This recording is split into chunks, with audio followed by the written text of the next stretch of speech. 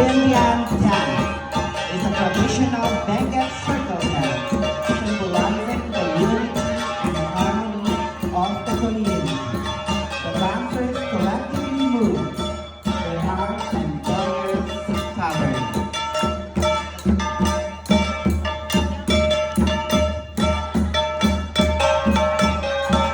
First, Pama. The position Pama symbolizes the horns of the carabao, the animal that plows and harrows the rice fields for the Kintuman Palay production.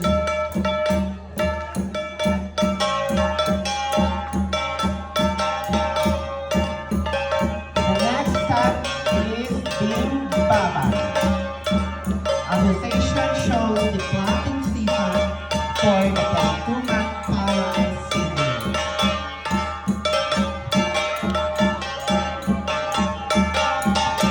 Binikiwikan. Binikiwikan came from the root word bikibig with kiwi, meaning to move the shoulders in and out. The position demonstrates that the seedlings plants are very happy of their vast growth, a sign of bountiful harvest.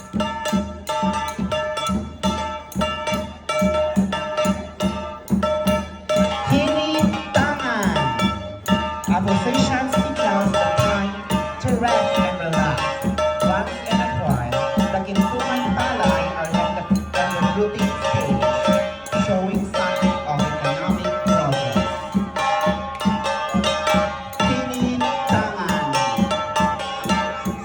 Uwag! Uwag! Adiman!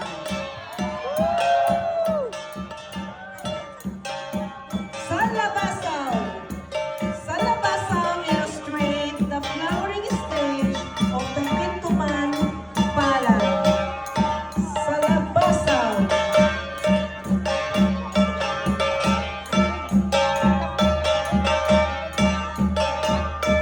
Desbit. Desbit. This movement position demonstrates the time at which one leg of the palay is getting separated from the stem, which means that the plant is in its maturity stage. Inustuman. Inustuman, this symbolizes that the canicle of the palay is heavy with grains and are in abundance. Inustuman.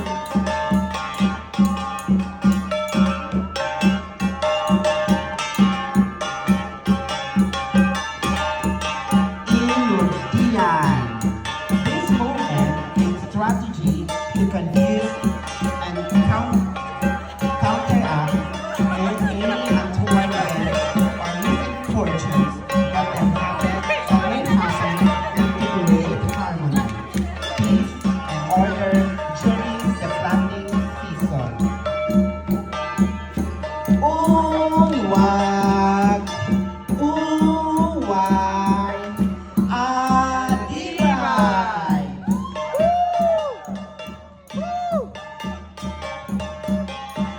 Sinimpayan. Sinimpayan is the position announces to the community to prepare for the harvest time of the Kintuan Palay. Sinimpayan.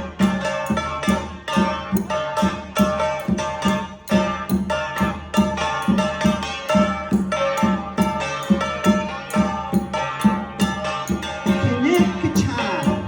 This position announces expected high production of the harvest of the palay and thanking Kabulan for his love and blessing.